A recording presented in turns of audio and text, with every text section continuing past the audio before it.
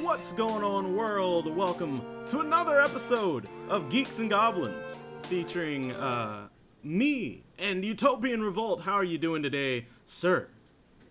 I'm doing great, man. I just wanted to tell all the Goblin gang, this guy to my left, he gave me some Benadryl earlier today, and it was a very nice thing, but I have not recovered since then. So if I'm a little low energy, that's probably why.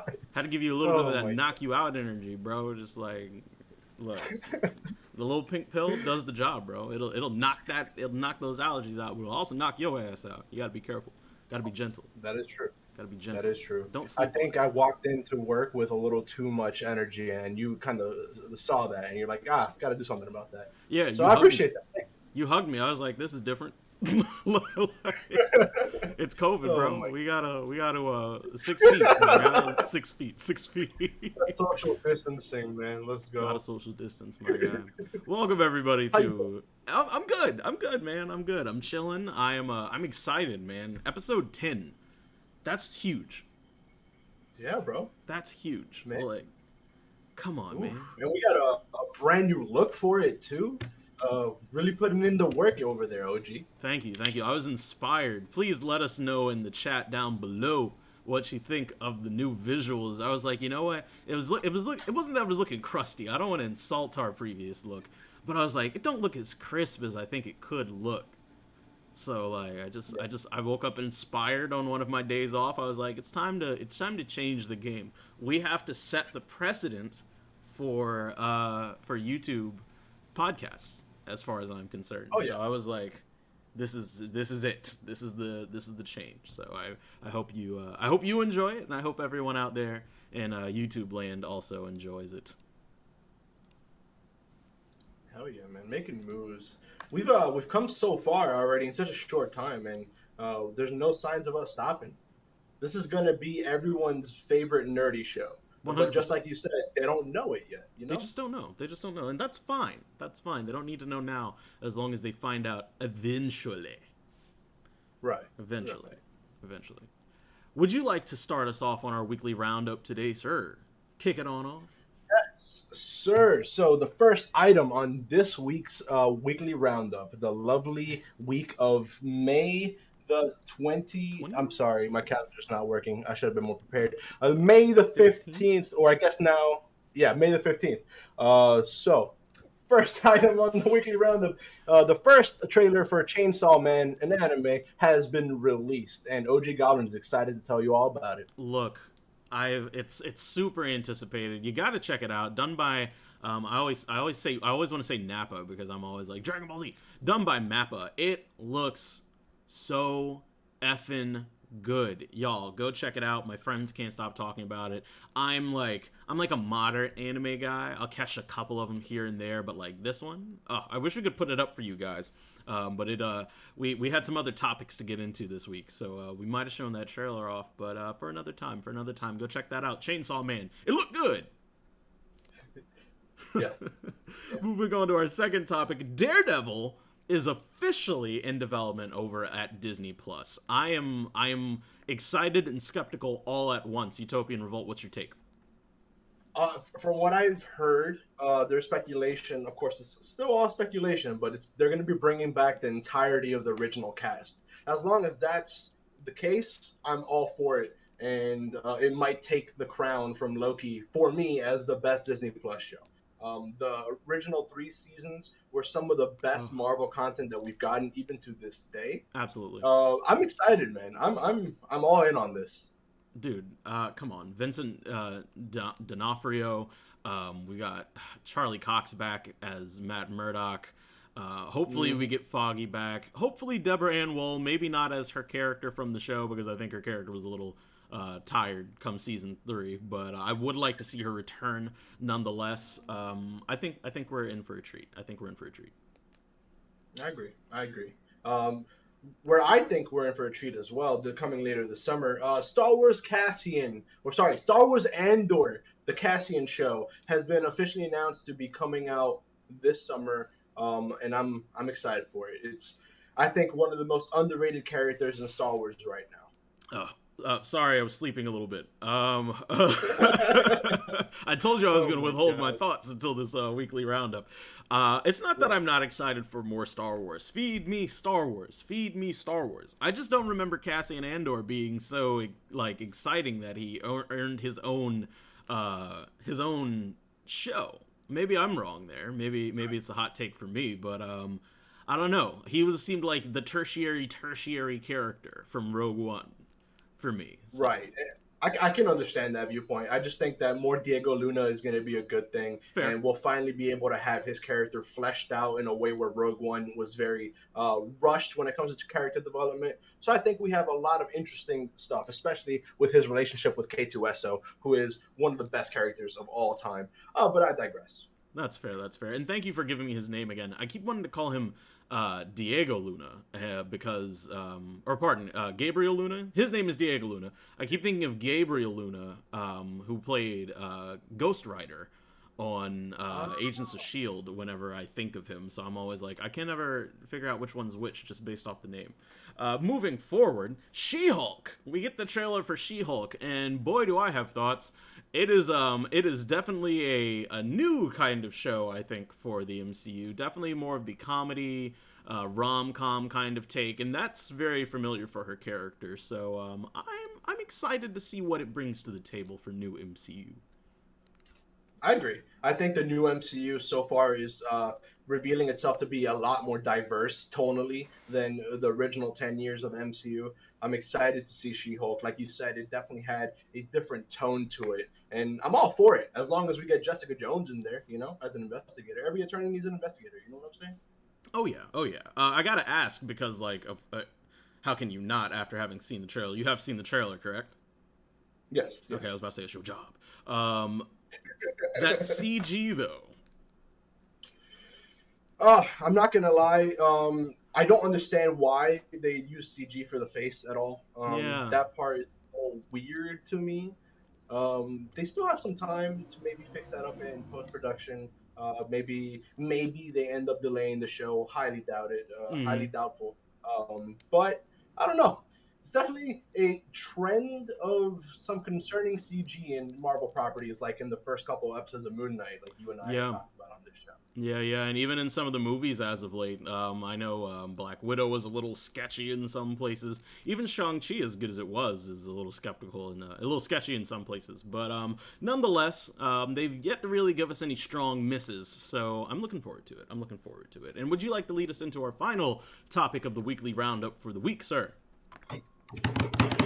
And the final topic for this week's weekly roundup is the all-new PS Plus game lineup has been revealed to add Assassin's Creed Valhalla, Demon Souls, Ghost of Tsushima Director's Cut, NBA 2K22, and more, alongside news that Ubisoft Plus is officially coming to PlayStation. Bro, I gotta admit, I was skeptical of it until I saw the lineup. Those are some heavy hitters to open the door with. Red Dead Redemption 2.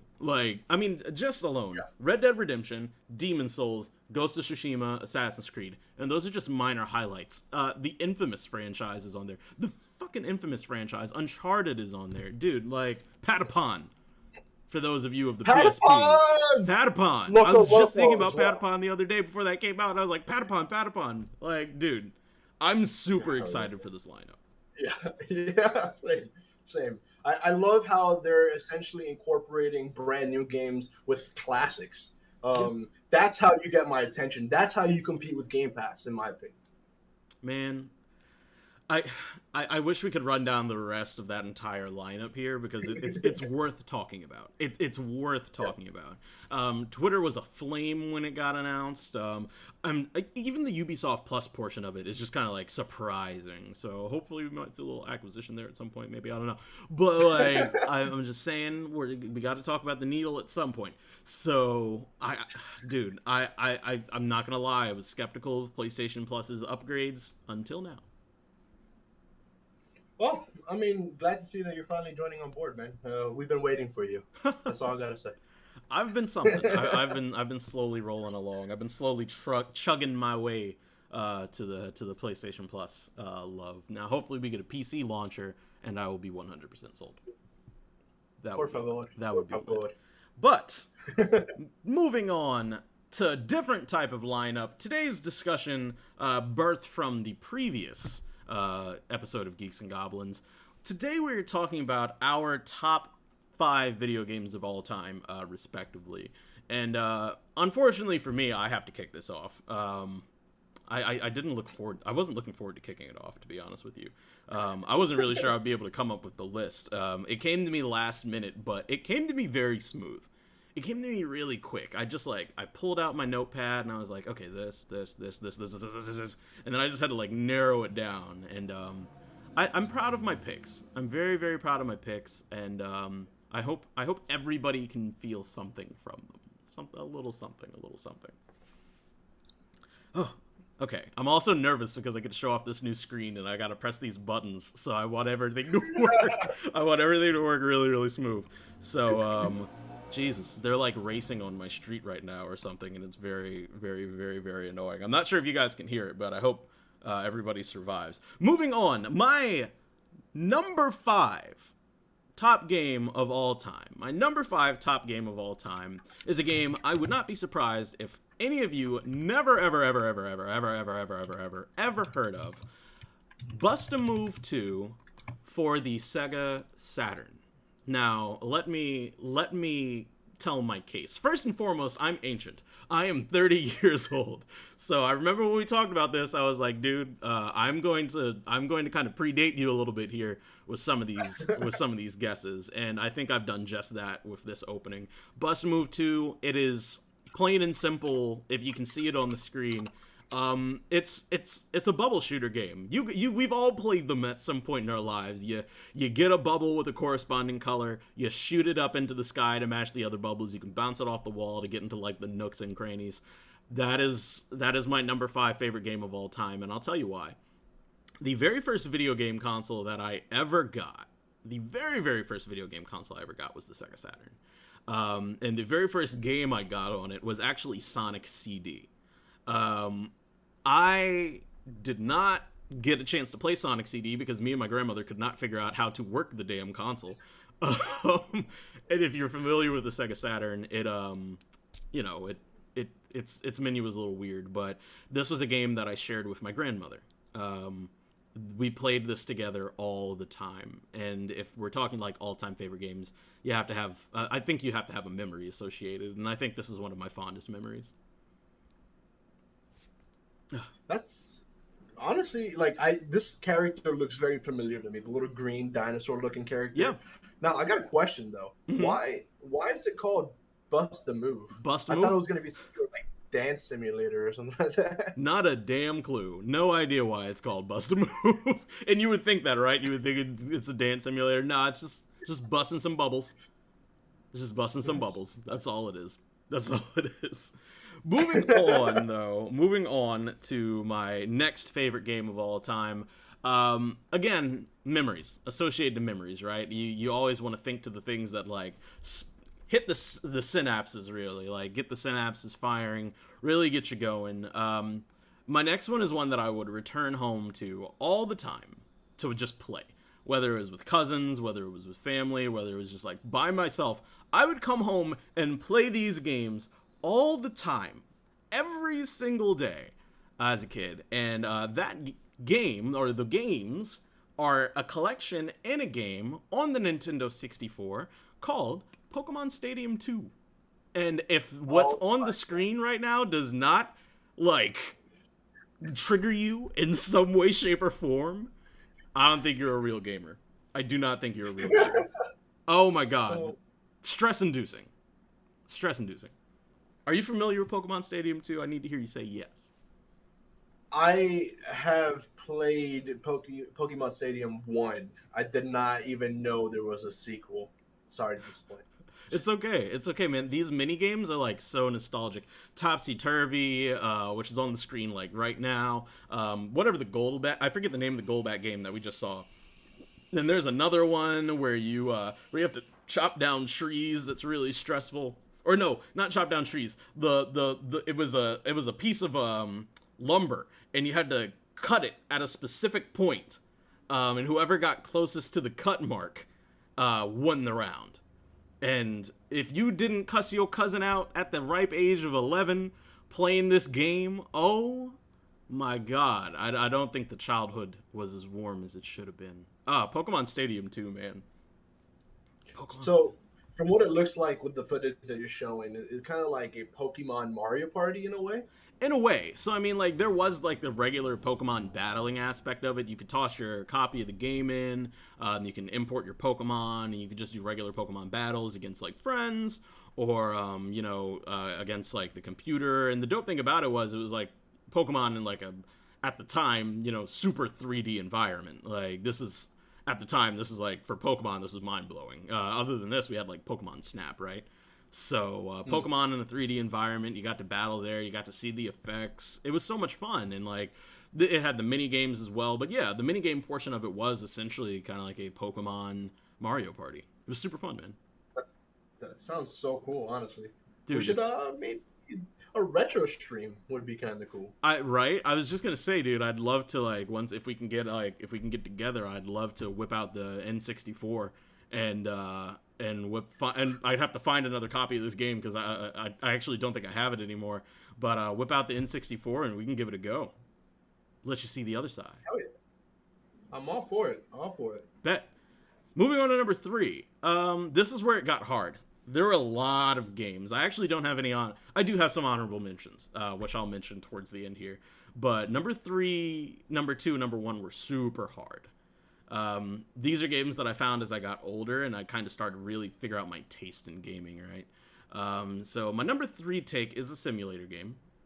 It is a simulation. As an actor, I was immediately drawn to this game. As someone who loved film, I was immediately drawn to this game. It helped me fulfill a dream that, frankly, really literally no other video game to this day has helped me fulfill. Was a PC exclusive, The Movies.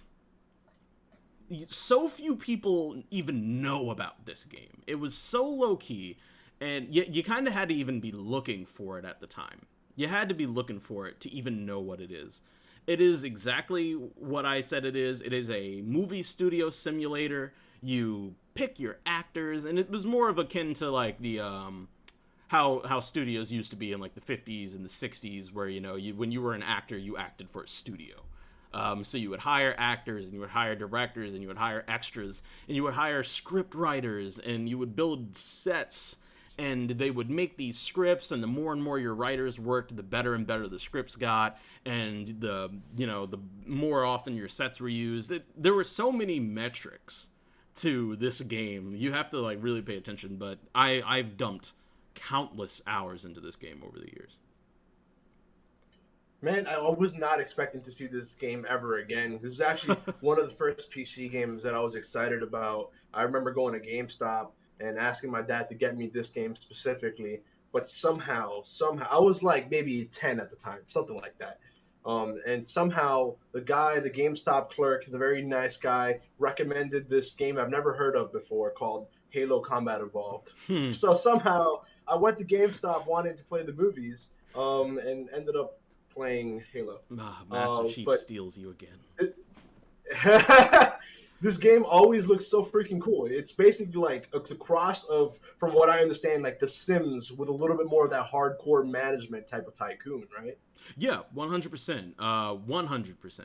I could go on about it for a while. I actually think, if I remember correctly, in my earlier days, I had a very early stream of this game because I can say this out loud and not get in trouble for it. I can technically download this game off the internet whenever I want to and play it because I actually still have my game key. So that's how much I love this game. As a matter of fact, I think I'm not sure if it's in my little chest right here. Yes, it is. So I'm not going to show you the back because I don't want to have anyone have my key. But I still have the old school manual for this game. And on the back of this manual is the game code. So I can download that bitch off of any website I want to and put that code in. And it's legally mine, baby. okay? That is my game. That is how much I love this game. That is a testament to it being my top 3 favorite video game of all time. Nice. Gotta let that's some commitment right there. Bro, you gotta come over and play it sometime since Master Chief, snuck his way into your heart. Yeah. It's an addiction, bro. It's an addiction. Moving on to number 2. Number 2 for me, I think it's very funny. You'll know why when I say it. Number 2 for me means so much. It means absolutely so much. It was the first real role-playing game I ever played. The very, very first one. It was also my first PC game that I ever owned. This was my first foray into PC gaming. I didn't know it could be this good. I had no idea it could be this good. It was already touching on a couple of things that I personally loved anyway, but this was the first time I played a game that was like, story? Like, story is the focus here? Like, the combat is dope, but like, this was a role-playing game, ladies and gentlemen. Like, the first time I fell in love with the true character creator, the first time I fell in love with figuring out which characters I wanted to team up with and which path I wanted to go. Like, I mean, without further ado, my second favorite game of all time, not to steal your thunder, but my second favorite game of all time, Knights of the Old Republic, man. Star Wars Knights of the Old Republic. How can it not be? It is a gold standard in role-playing games. It's a gold damn standard. That's all I have to say about it. I mean, I'm not gonna disagree. I'm currently doing a little playthrough on this channel. It's supposed to be a weekly Wednesday series. We're gonna be delving into Knights of the Old Republic. Everything that you said, it hits the nail on the head. You know what I'm saying? Like, that game was, and it still is, a masterpiece. Oh. It honestly is ridiculous how well it holds up, considering how far technology has come, especially for RPGs. Oh, man, from the characters to the cutscenes to the graphics, maybe not the graphics, from the characters to the cutscenes, to the graphics. Just like, and as a Star Wars fan, it just hit a mark that a lot of other Star Wars games didn't hit at the time for me.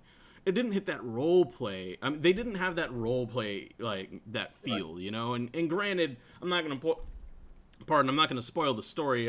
If you know the story, you know what's up with your character. But granted, you end up being this other thing.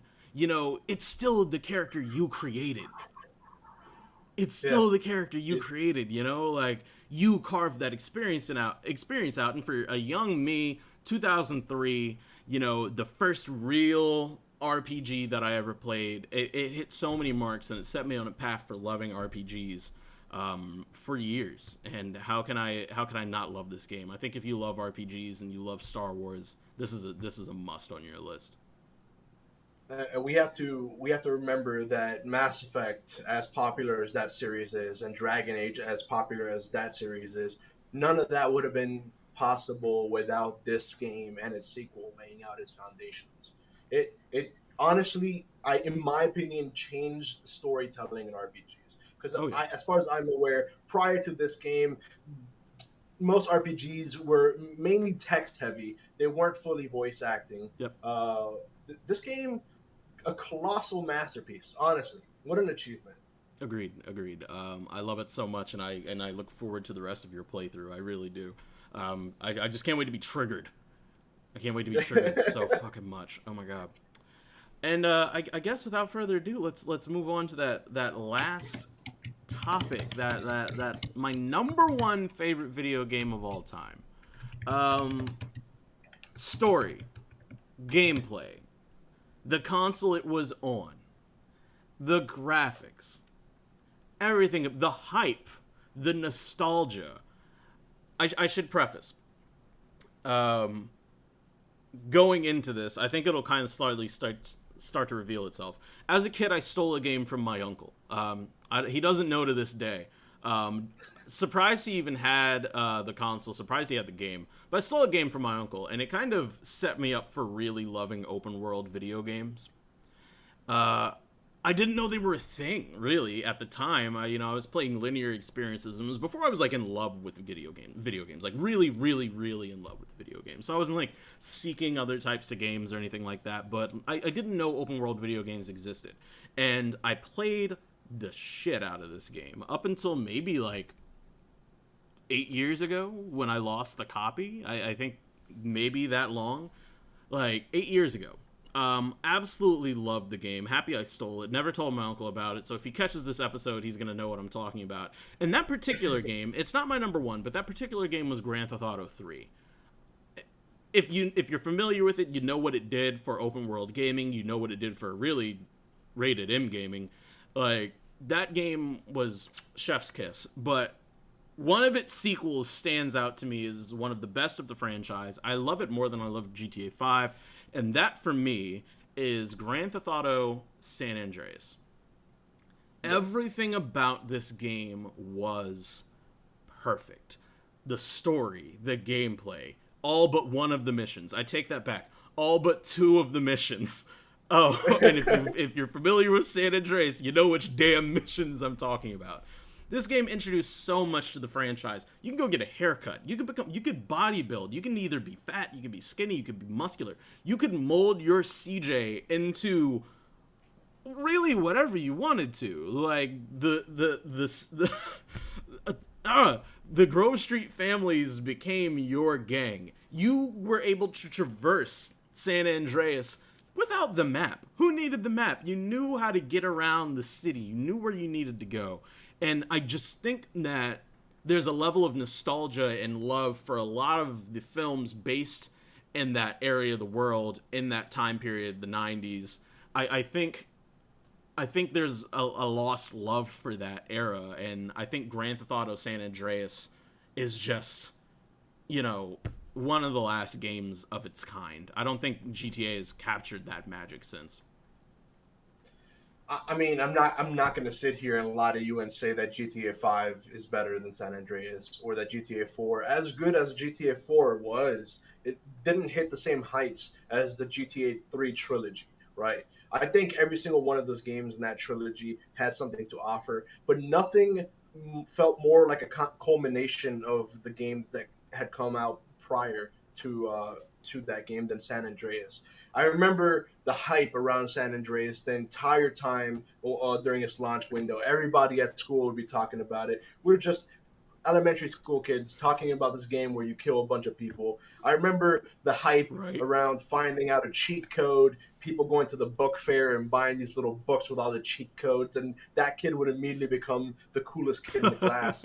San Andreas, like you said, man, games don't have that magic anymore. And I don't think GTA is ever going to get to the point, or it's never going to evoke the same feeling that San Andreas was able to do at the time. Absolutely not. Absolutely not. And just it's replayability in the sense that you could literally just, I did, come home, load it up, play it for 10 minutes, and then shut it off because you did everything you wanted to do in that 10 minutes, really. Get up to that 5-star level and it. Oh my god, it's just a magic that I don't think GTA is going to capture again, man. I really don't. And that's like my top 5 list, man. Honorable mentions have to be Midnight Club Dub Edition. Such a fun game. Tekken Tag Tournament 2, which was my first PlayStation 2 game. It holds a place in my heart. Held that game for years before I even got like Tekken 4. And played it with countless cousins and countless friends over the years. Legacy of Goku on the Game Boy Advanced.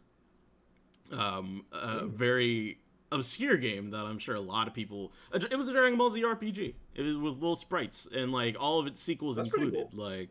Like, those are like probably the only honorable mentions I could really think of. Those are the hitters for me, bro.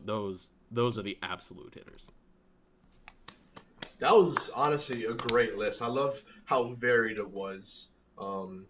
Because definitely it shows that you tend to be the type of gamer that is open to any experience, really, as long as it's fun and at its core, it respects its players. And I swear to God, man, that's a great list. A list like this should evoke something, right? It has to be memory. You have to be able to Right. talk about what you're talking about and say like, oh shit, like this is what it makes me feel. You have to feel something in your heart, and you have to feel something in your head for a top 5 games of all time list. So you have to be careful and you have to be gentle. And I'm greatly looking forward to yours.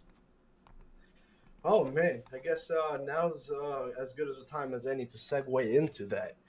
The Utopian Revolt top 5 games of all time. I'm gonna try to switch it around a little bit. We'll start off with some honorable mentions. Okay. Um, I'm so happy that this was such an easy task for you because I was agonizing throughout my entire shift at work, just trying to find out what the hell I was going to do with this list. I was brainstorming with a bunch of coworkers, and anytime someone mentioned the game, I'm like, damn it, I got to change the list all over again. It's tough. Sometimes when I talk to Mia about what her top games of all time are, she struggles and she tells me it's hard because she has fond memories for so many different games. Yeah. And this task of trying to narrow it down to 5, it was difficult. I left out some games that could easily be up there depending on what mood I'm in, but not today. Starting off my honorable mentions with Celeste, an indie platformer that stole my heart. It actually was one of the first ways that me and I bonded when her and I first started dating. I remember we were playing it on the Switch. I remember going all the way up to Orlando where I was going to school and just wanting to go the very next week, drive down to West Palm Beach, a 3.5 hour drive, and just play that with her. And the story it told with its like triumph of depression and anxiety, the main character, just the music, everything about that game is so special. So I did want to mention that. I did also want to mention the Star Wars classic games. I'm talking about the pre-Disney games, the pre-1313 disaster. To name a few, Jedi Knight 2, Jedi Outcast. I've put probably thousands of hours into that game and its mods. Same thing with Jedi Academy. God. It's so good. So good. Republic Commando, Star Wars Battlefront 2, Star Wars Battlefront 1, even the PSP versions of those Battlefront games, like Elite Squadron, which was actually supposed to be Battlefront 3. Revenge of the Sith, that license game, how it actually had a full-blown fighting game mode in there. Yes. Oh my God. Listen. If Star Wars Episode 3 Revenge of the Sith is the movie that got me into the Star Wars fandom, the video games are what got me to stay. Feel that. LucasArts, man. LucasArts was on a whole different level back in the day. Oh, yeah, man. And not even with the Star Wars games, just with any game. I remember, like, Escape from Monkey Island. And, we're not even going to get into that. Moving on to the next on our honorable mentions. The reason why the third game of this trilogy was not in my top 5 is because I couldn't definitively say that the third game was my favorite of the series. Okay. But the Witcher series. I remember slugging through the very first game. Holy crap, it's aged very poorly. The combat system is infuriating. The difficulty spike is insane. But something in that game just grasps you. And it never lets you go. The storytelling, the music, the just overall vibe, and just dark fantasy world that they're trying to incorporate you into. The Witcher 2, the way it kind of stepped up its game. Finally, Witcher has good combat, serviceable combat. It has a conversation system that's very much like Mass Effect and other mainstream RPGs out there. And, of course, Witcher 3 being one of the greatest masterpieces of all time. I definitely think it's a crime that it's not in my top 5. But, well, I'll explain a little bit more about that later. Okay. I have a couple more in my honorable mentions, but I'll just breeze through them. Civilization 5, I have over 600 hours into that game, playing that with friends, and just seeing how evil Gandhi actually is. He's actually very, very bloodthirsty. I've heard. He wants to start a nuclear war every other second. You know what I'm saying? I've heard. Uncharted as a series, one of the best video game series made of all time. Great. And the multiplayer was also a lot of fun. Um, Divinity Original Sin, that series, the first game and the second game. Holy crap. What a way to introduce RPG decision making into the combat. The way that you had to use your environment to your benefit. Oh my god, if you haven't played that game series, and you're a fan of RPGs, play that right now. And then last but not least for my honorable mentions, Dragon Age as a series. I remember So walking good. in on one of my birthdays. My godfather had taken me to GameStop. He's like, you can choose any game. For some reason, Dragon Age is the game that called to me. I remember seeing that cover art, seeing That the cover dragon, art. seeing the oh man, dude, it has to be some of the best cover art we've ever seen in any video game. Easy. BioWare, please get back to doing that. Please Easy. get back to doing that. Um, but I mean, Dragon Age Origins, as perfect of an RPG as it was, Dragon Age 2, while it's not highly regarded, it was still a fantastic, fantastic game. It tightened up the combat, made it more action based, and Dragon Age Inquisition is still like it won Game of the Year when it came out, and for good reason. Yeah. Just the storytelling that BioWare is able to tell, it's fantastic. It really is. Um, but I've stalled. I've stalled enough. You I'm stalled sweating enough. over here. I'm sweating over here. This is gonna be fun. So number 5 on my top 5 games of all time list. It would have been higher if I could actually afford a subscription when I was 10 years old, when I could actually pay monthly for an MMO. But no, instead, what I did was I kept doing the 14-day free trial and came up with brand new emails. And what I would do is anytime I made a friend in the game, I would write down their name and then to add them on the next account. I learned about the test servers where you can go into this little area and get every single item in the game and just be OP as hell. Oh my God! Rest in peace. I wish you would come back. Number 5 is Star Wars Galaxies. I want you to know how hard it was for me to find footage of this game in 1080p. Oh man, I know. That's a testament to how old this game is and how honestly it still died way too young. Agreed. If we're talking about MMOs and we're talking about revolutionary games like RuneScape wouldn't be possible without Star Wars Galaxies. All these MMOs that we're getting nowadays, where they have an actual community and where you can build your own town, elect your own mayor, have your own player-driven economy, this game pioneered all of that.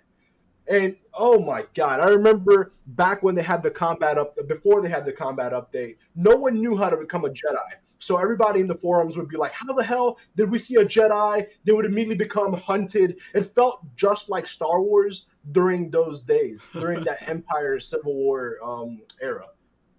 Oh, it was a game I always wanted to kind of like put some time into. Same subscriptions. Oh, MMO subscriptions back in the day. Like I never got a chance to really play it the way I wanted to. I played it with my cousin once, and that was just about it. Yeah, I mean, dude, this game was just so much fun. And when they did do the combat update, it still brought some crazy things. You had an entire space simulator. You can have your own ship, have your entire crew in your ship. Oh my God, I'm about to lose it right now. Seeing footage of this game makes me go crazy that this was it was shut down in favor of Star Wars: The Old Republic, which is still a great MMO, but it does not reach the same heights as this one. I understand. Come with me, OgGoblin, as we bid an adieu, just a nice little farewell to one of the greatest games of all time, Star Wars Galaxies. Rest in peace. Rest in peace, Star Wars Galaxies. So yeah, let's move on to number 4 on the top 5 games of all time list for Utopian Revolt. This game, I remember when it was announced, I was thinking, yuck, what the hell are all these parasites? This looks kind of scary. I don't understand why anyone would enjoy this game. I don't understand why this company is going away from making one of my favorite franchises and making something brand new. But little did I know it was going to become one of my favorite games of all time. The Last of Us Remastered. Oof. Oh my God. Oof. I remember it came out on PS3 during the last year of that PS3 generation, and my PS3 went kaput. It just broke. I decided to wait for the PS4 version because that was inevitable, and I'm glad I did because they introduced 60 FPS. I can't sing The Last of Us's praises enough. That game's music, from that guitar, from the characters, the storytelling, even the combat, how pressured it made you feel, how hopeless you felt, how you had to count every single bullet. I never grew up playing hardcore games like that, like let's say Resident Evil, for example. So this was my first foray into that hardcore type of gameplay. My freaking god, they nailed it. Naughty Dog proved once and again that they don't need no freaking IP to be great. They don't need no Jack and Daxter to be great. You know what I'm saying? Ugh. This is, man, I want to play this game again. I haven't played the second game yet because witnessing what happens at the beginning of that game, it was heartbreaking. I can't say that about many other sequels. I can't just sit here and tell you that in Knights of the Old Republic 2, the first 10 minutes had me going, oh, I can't play this, my poor heart. This game had me like that.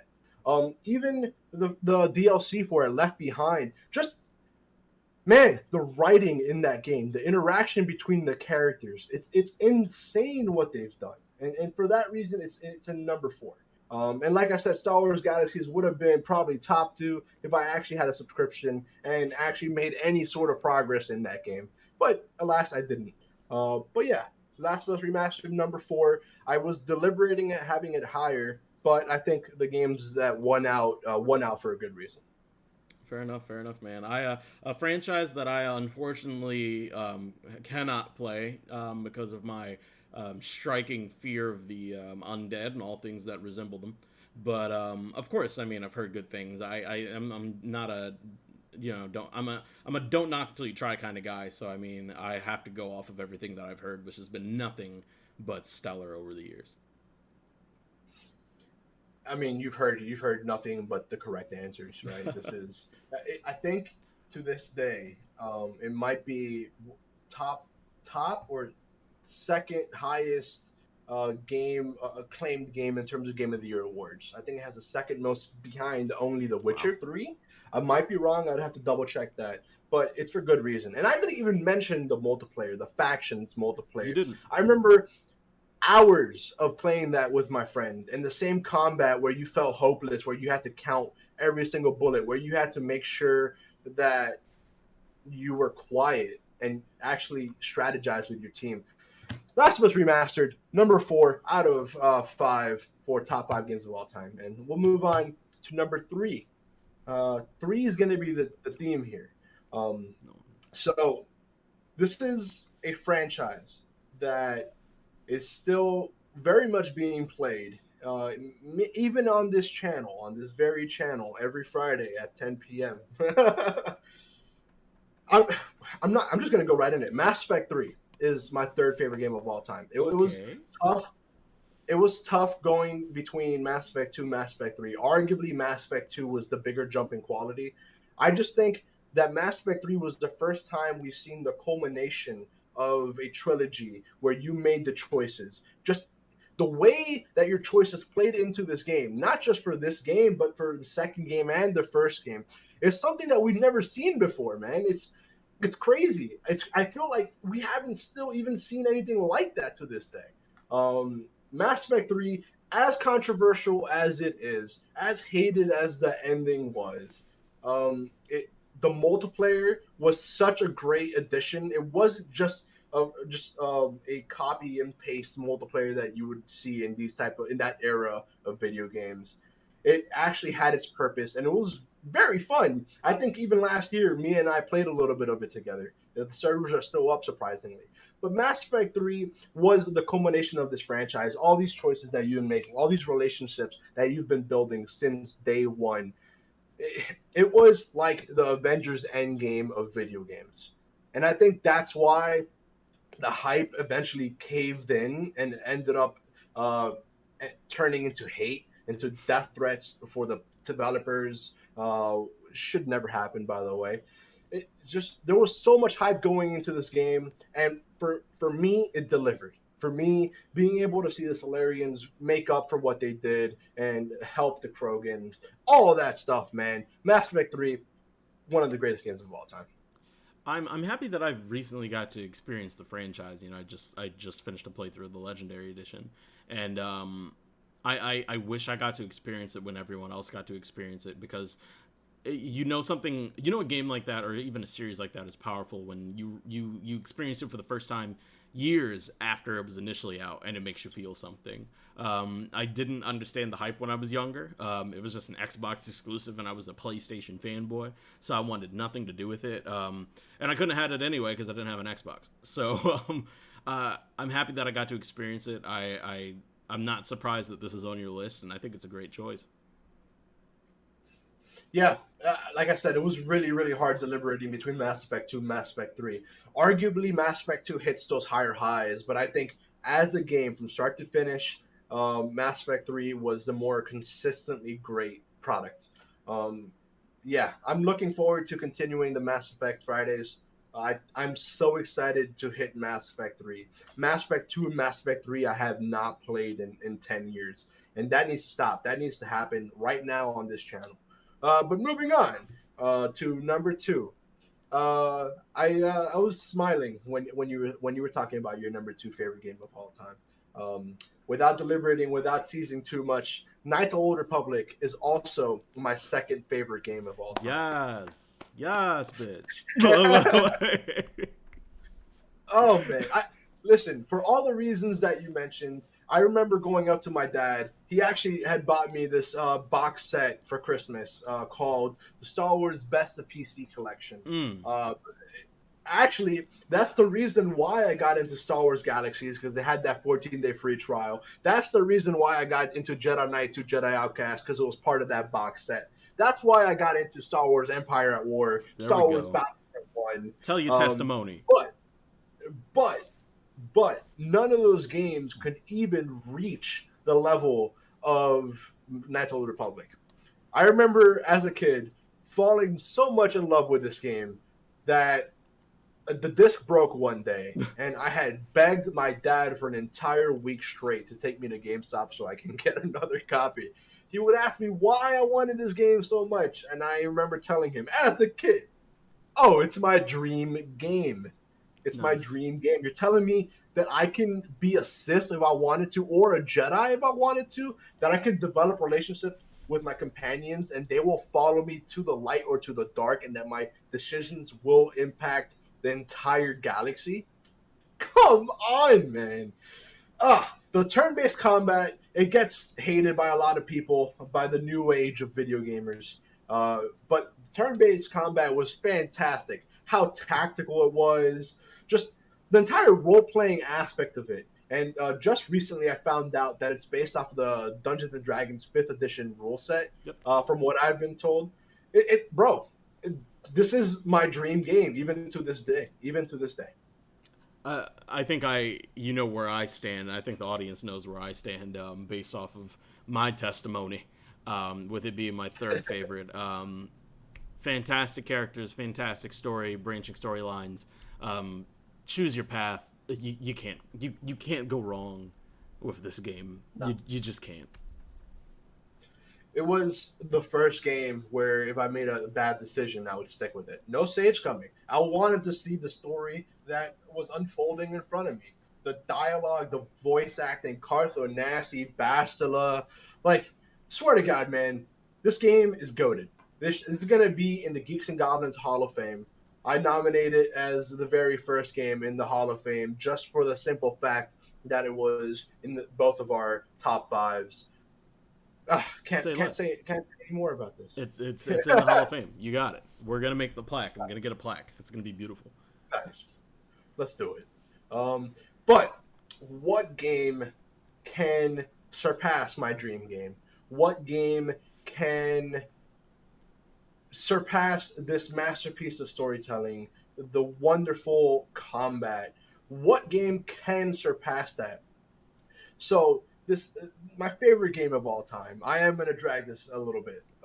Drag. It's a game that started off a lifelong obsession for me. It culminated into one of the most fantastic, one in a lifetime experiences that I've ever had in my life. It culminated years of getting into stealth games. When I started getting into Sly Cooper and loving how stealthy that game was, or getting into Splinter Cell after that and being like, whoa, stealth is something I really enjoy doing. I love being in the dark. I love hiding in plain sight and doing things where no one even notices that I'm doing things. And then just science fiction. Being able to mix science fiction with my favorite subject in school, which is history, and doing it in a way that makes you think, what if this was actually the way that history unfolded? What if all this secret society stuff was actually happening in the background? The music. Oh. Jesper Kide, Kid. I'm sorry, I never found out his name, but his soundtrack and his composition. Assassin's Creed 2 is my favorite game of all time. It was very, very hard for me to find out what my favorite game was in this franchise. I know it was going to be one of the earliest games. That being said, Assassin's Creed Odyssey is right up there for me. But when it came to my number one, it was either between Assassin's Creed 2 or Assassin's Creed Revelations, which I think is highly underrated. But it's Assassin's Creed 2. I genuinely think it's the first and only game where we were able to witness the protagonist being born to him becoming old and retiring. Genuinely, like the character development, that we've seen with Ezio from the very first moments of the game to the very end, seeing him becoming this womanizer into this very wise mentor. Who has abandoned his pursuit of revenge in the name of justice, where he abandons his own pride in the name of this society that just wants freedom for the human race. Bro, like Assassin's Creed 2, the combat, the music, it being set in Italy, being able to have Da Vinci as your main bro, say less. Say less. Say less. I haven't been able to stop watching this this trailer while you were speaking, because I forgot how like enthralled I would be when a new Assassin's Creed game got announced with these beautiful CGI trailers that they created, and how they told a story and how they captured you and they drew you in, and God, you know, it's funny. We actually almost shared a franchise here. An honorable mention that I forgot to mention was the first Assassin's Creed game. It was the first time I ever felt like I was actually having a next-gen experience. It felt like gaming was new. And honestly, I think Assassin's Creed 2 took that experience and refined it, and it still made gaming feel new, especially considering the generational leap, right? So I 100% understand why this is on your list. Even its following games and the things that it gave us, Assassin's Creed multiplayer, Requiescat in Pace, like, you know, that phrase, I cannot tell you how often in a day that I actually even say Requiescat in Pace, and that is only because of Assassin's Creed 2. It's funny, you don't think about the impact of something until somebody else brings it up, so I completely agree with it, and I think it's a fantastic choice for your number one. Honestly, when I was thinking about it, Knights of the Old Republic was my childhood favorite game, but Assassin's Creed 2 still remains my favorite game of all time. It's just because the way that they tell the story, it was perfectly paced. It didn't feel like it was dragging on too long like some of these newer Assassin's Creed games. It felt just right. It even had a bunch of collectibles. Like, remember the Truth? Those little puzzles? Yeah. Oh, my God. Having the little, like, the hidden gun as well. Just the way, the massive sandbox of being an assassin. All the tools in your arsenal. It genuinely was the perfect sequel. And I've never seen a game improve as much as it did from the first game to the second game. Because while the first game was amazing in its own right, it definitely was very rough around the edges. It felt more like a proof of concept. This game, like you mentioned, was the culmination of what they were trying to do with that first game, which that first game was supposed to be a Prince of Persia game. Man, even seeing this trailer, seeing some of the vistas that we were able to witness, just perfect game. It's 5.5 geeks out of 5 straight up one of the best games of all time, and that I think is my top 5 games of all time. All right, I like that. I like that. By the way, guys, don't get confused by that become a Patreon that you see in that video. I ripped it from YouTube. So if you want to become a Patreon of that person's YouTube, you're more than welcome to. But if you would like to donate to Geeks and Goblins, click the link in the About and send a donation our way. Be the very first on the last donation. This could be you. And by the way, I love how you mentioned the hidden gun. Literally exactly at the moment in the trailer when he kills the guy with the hidden gun. It was almost like it was bound to happen, like it was ordained, some would say. Preordained. Well, thank you for sharing your top 5 list with me, sir. Very interesting to hear, and I do think even more interesting is I did say that 6 years. Like I had 6 years on you when it came to gaming, and I think it's kind of not that it's a bad thing at all, but I think it's kind of telling to see your list in comparison to mine. Just just from like a generational standpoint, right? Like you grew up wanting and like having immediate access to those games, where I grew up with the fucking Sega Saturn, like the first like console of its kind to use discs in that way, and the N64 and of course PC and a single PS2 game. So I love that contrast, man. I really do love that contrast, and I love your list. I think it's a really, really solid list, man. Thank you, sir. Thank you, sir. The feeling is mutual. And honestly, I think the different perspectives that you and I have those 6 years, I think it's very crucial to our conversations. And even outside of this stream, it always seems to rear its head. It just goes to show that no matter what age, no matter what gender, what creed, whatever, video games is a uniting factor. And it's just about having fun and enjoying it together. Agreed. I am going to take this moment, though, to potentially start a war. While there is peace, there must always be a wedge. So, moving on to our final topic of the night, one that I'm super excited about, and I'm going to make you start with, since I started with Goblin's top 5 video games of all time. Sir, your number one, your favorite all-time console. Whenever you are ready, sir. Whenever you are ready.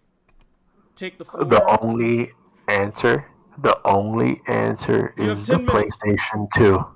The PlayStation 2. The highest selling console of all time. The PlayStation 2, and it's not a debate.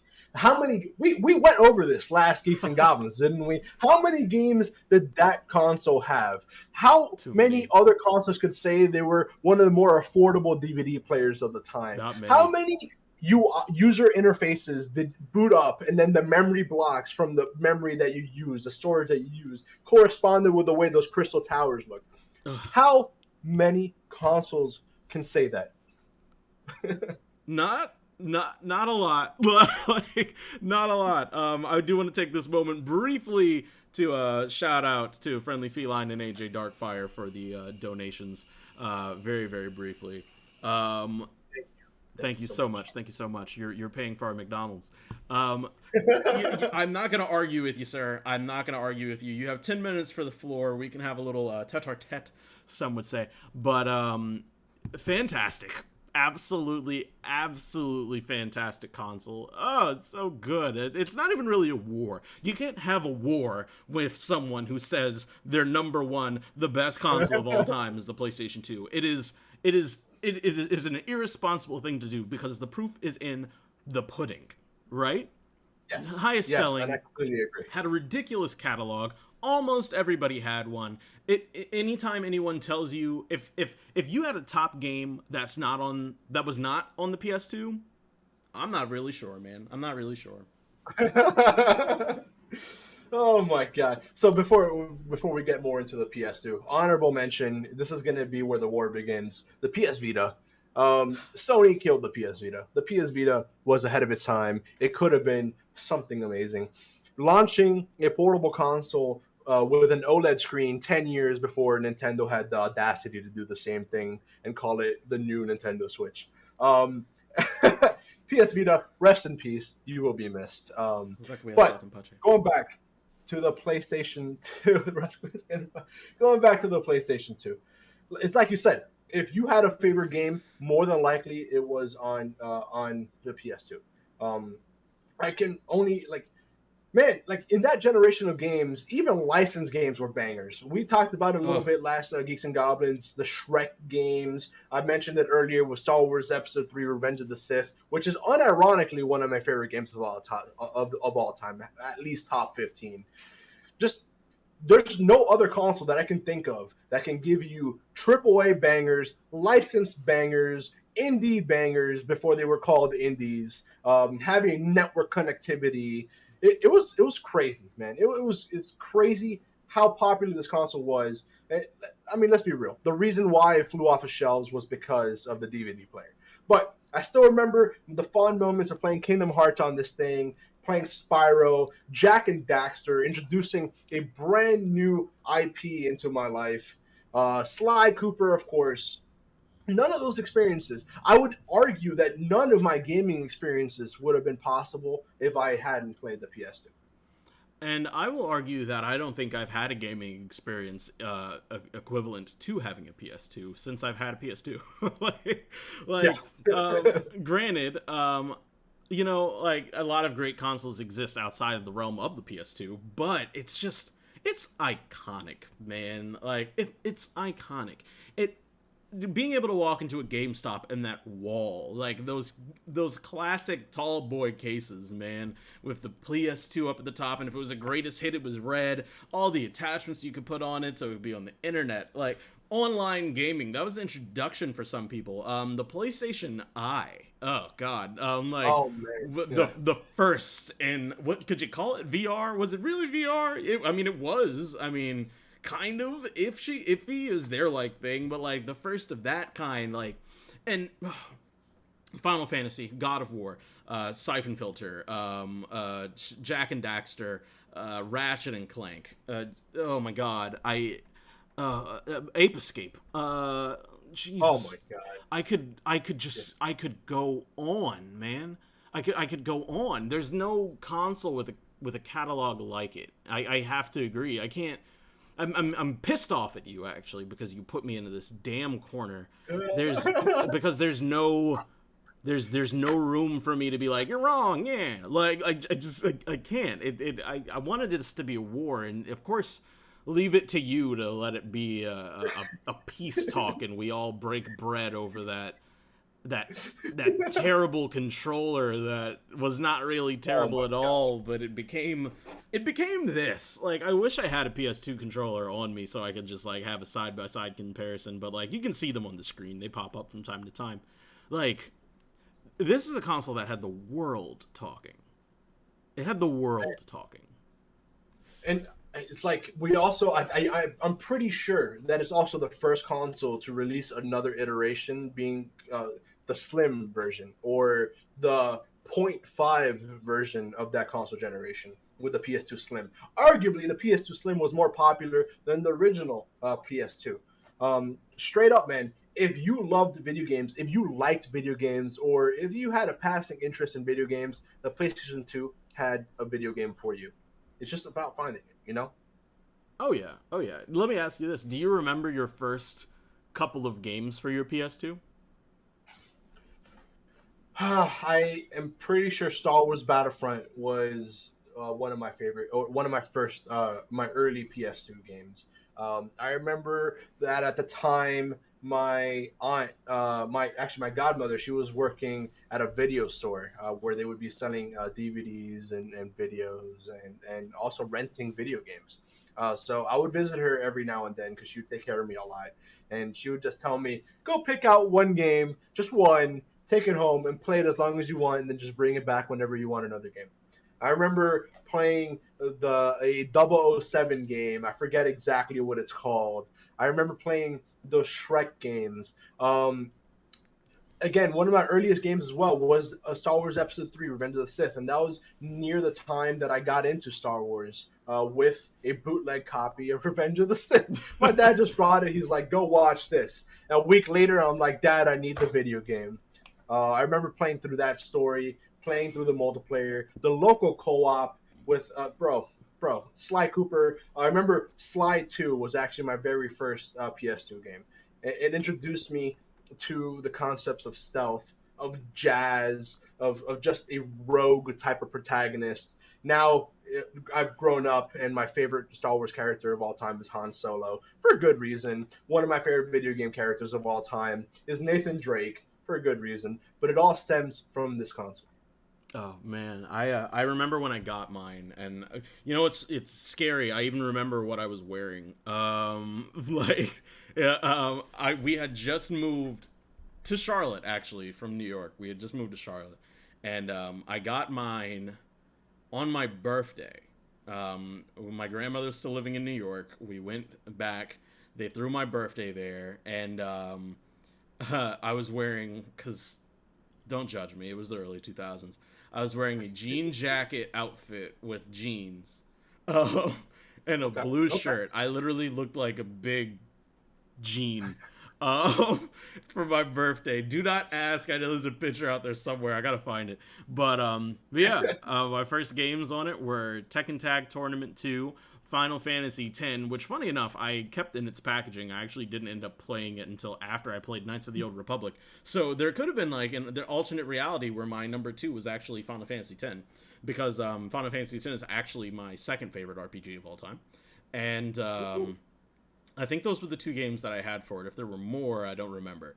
But yeah, man, place in my heart, PlayStation 2. It can't be denied what it did for gaming. It created a generation of gamers. Yeah, it did. I mean, it did for me. I'm living proof right here. There we go. And I'm so grateful for the PS2 era. I need to get my hands on one. I hope they come out with a PS2 Classic the same way that they did with the PS1. It'd be dope. I would be all over that. They're not hard to find. I can point you to like 3 places here in Charlotte where you can get one that's just gonna work. Like, and they're not even that expensive. They're like $80. You have piqued my interest, good sir. You have piqued my interest. We will discuss this very soon. I promise you that. Yes. We'll talk. But now it is time for me to stake my claim.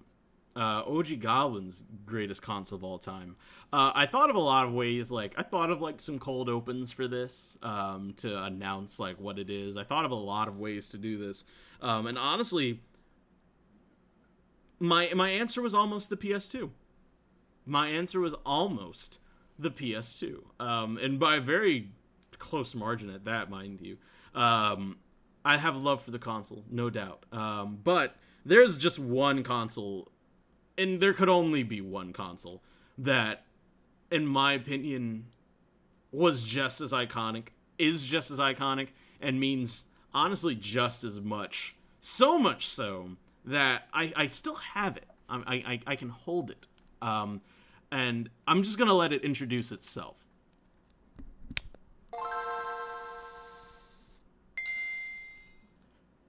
The Game Boy Advance SP. I don't want to hear. There's nothing else about it. I don't want to hear any arguments. If it ain't as good as the PS2, I'm not trying to hear it. Look at this. I can flip it. It's like a flip phone. It's like a flip phone. Look at it. Like, it's a razor. It was the razor before we had razors. The only thing you couldn't do was talk on the bad boy. This console was everything to me as a child. I can take this. I had the same exact colorway and everything. You are bringing me down a nostalgia lane right here. Bro, you can put games in it and take it where you wanted to take it. Granted, it's not the first of its kind. It's far from the first of its kind. Of course, obviously, the Game Boy. You don't play that still? I don't play that still. I'm sorry. I don't typically read the chat. I'm just broken character. Bruh. I refuse. You know, say what you want. There's a reason it's fully charged. Okay? Like, there's a reason it's fully charged, my boy. Look. You can put a game in it and you can go anywhere.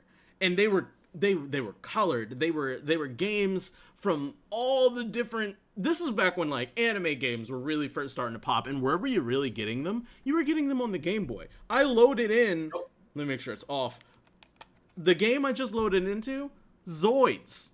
Come on, man. Like, Harry Potter, Mega Man Battle Network, Pokemon.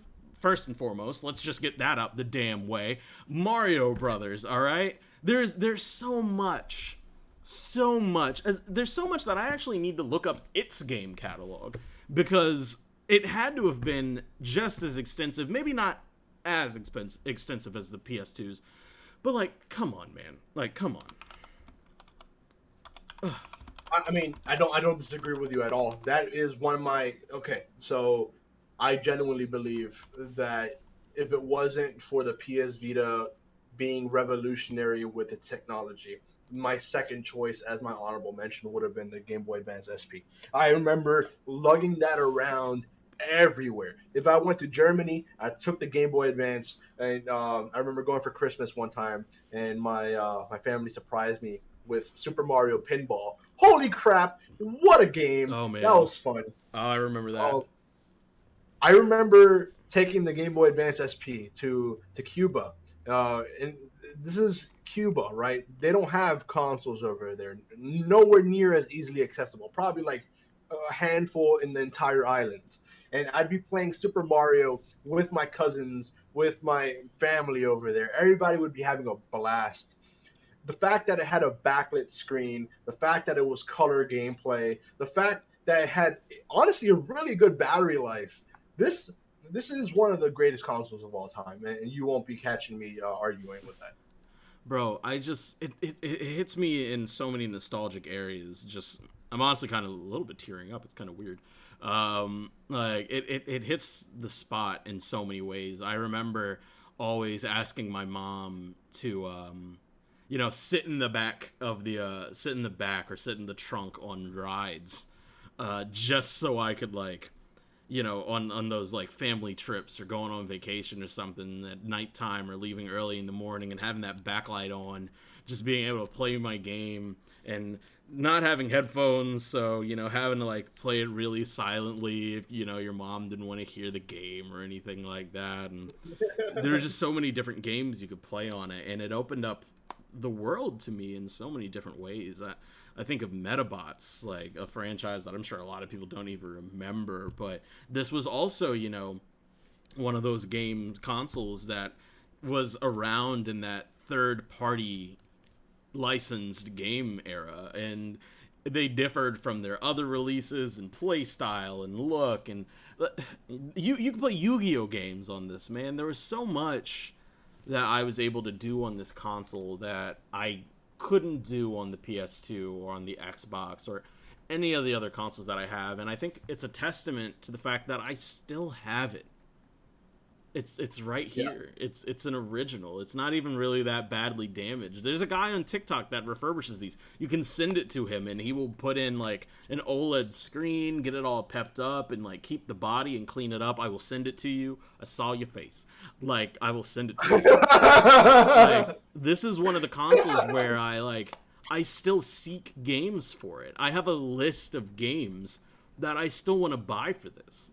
Like, I think it's a classic. I think it's an unsung console, and I think the Game Boy Advance also fits into its range. They're essentially the same console. One's just flippy, the other one's not, a little more bulky. I had both, but there's a reason I still have my SP. Something about that console just always hit, and will always hit. Do you know why it's called the SP though? Humor me. It's because in terms of Game Boy Advance products, it's the superior product. Huh. Is that for real? I'm just joking. I was about to say, it can't be real. No, I just genuinely believe that it is the better, it is the best Nintendo portable console, mainly because of its portability. You didn't have to worry about the screen getting scratched. You can just close it. It fits in your pocket. Arguably, I won't change my favorite console of all time, but arguably it is a better choice than the PlayStation 2 because you can pick up and play from literally anywhere. Just so you know, the SP stands for special. Oh. Yeah. Yeah. So kind of superior. Okay. It's kind of superior. Okay. But also the price point, man. $100. Yeah. Back then, it was the easy ask for Christmas. It was the easy ask. Like, forget the $300 for any other console. Like, $100, get me this. Spend, like, what? The games were cheap back then, boy. So, I mean, like, I forget how much the games were back then. But, like, get me this in, like, 2 games. You were set. You were set. Man, sneaking and playing it while you were supposed to be sleeping. Just going under the covers, turning the backlight down low. Play your game. Take it to school. Like, oh, my God. Like, my heart beats for this fucking little console, man. Like, this. We haven't even talked about the attachments, bro. Like, oh my God! Just all the crazy gadgets and stuff that you can do with this thing. You can put so much on it. Ugh. You can put so much on it. The little headphone adapter. What? The backwards compatibility. Like, let's not sleep on the backwards compatibility. You had Game Boy games. You still had Pokemon Red and Pokemon Blue or Pokemon Yellow. Guess what? Pop it in, boy. You're playing. You're playing it right here. All right. Oh man. Backwards compatibility. Listen, I'm gonna be leaving this stream wanting to buy a PS2 and a Game Boy Advance SP. You damn right. You damn right. I do need a PS2. I do need another PS2 in my life. Because we have a 3 in the house. No, pardon. We have a 4 in the house. We have a 5. I want to get a 2 and a 3 in an original. Let me bring this proposition up to you. Okay, if proposize. One of us gets if one of us gets our hands on a PS2, we must co-stream us doing a fight to the death on episode 3, Revenge of the Sith. I'll take it. And I already know where to get both these things. Nice. I already know where to get them both. So it can be done. It can be done. I'm gonna go look at their stock right now. Like, Nice. Right Nice. after this, bro. Right after this. Swear to God. Dude, great episode. Fantastic episode. I'm happy we did this. It felt a little bit more personal. I hope, whoever watches this now and in the future feels like they got to know us a little bit better, got to know what we're about. Hopefully people don't think people think less that I am a money grubby Xbox fanboy after this and a Nintendo hater. So hopefully, probably not. I know Azu's probably like typing in the chat right now how much I'm a shill, but it's okay. It's okay. I enjoyed this thoroughly. I feel like I got to know you a little bit more as well, and that brings me joy. Yeah, same. I feel the same exact way. I think we're gonna have to make this a reoccurring segment. Who knows how often, but I can already see top 5 movies of all time, top 5 anime of all time, comics of all time. Yeah, I think this was definitely a nice change of pace. And it's probably the only time in the next couple months that we'll be able to have the time to do something like this, because E3 season is upon us, my friend. Right around the corner.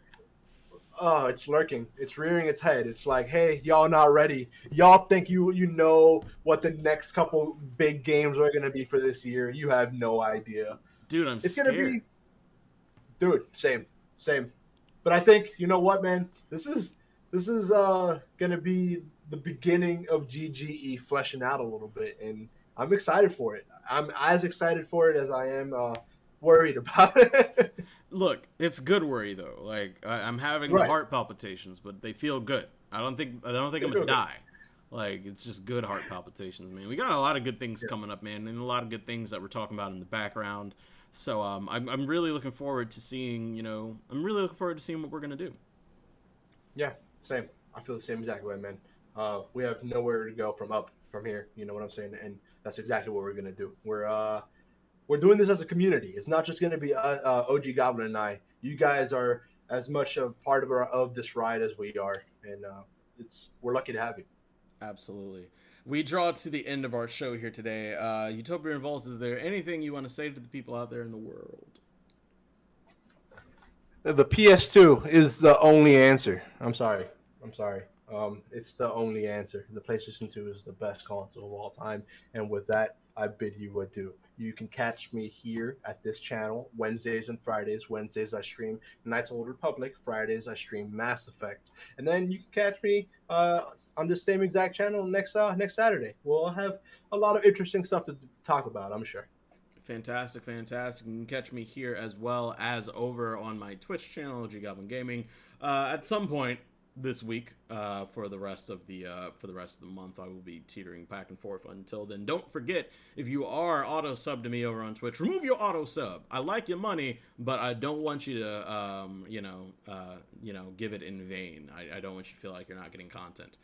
But you'll be able to catch me here, and as you can see below, our Twitter links if you'd like to go give us a follow on Twitter, as well as Goblin Gang Entertainment. We would very, very much appreciate that. We are trying to grow. You can also catch us over on TikTok and here on YouTube Shorts as well, if you're just trying to catch a little bit of short-form content.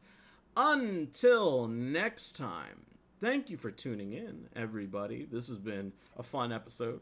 I hope you like the refresh. I hope you like our faces. And we look forward to having another episode of Geeks and Goblins with you next Saturday. Until that time, take it easy and have a good night.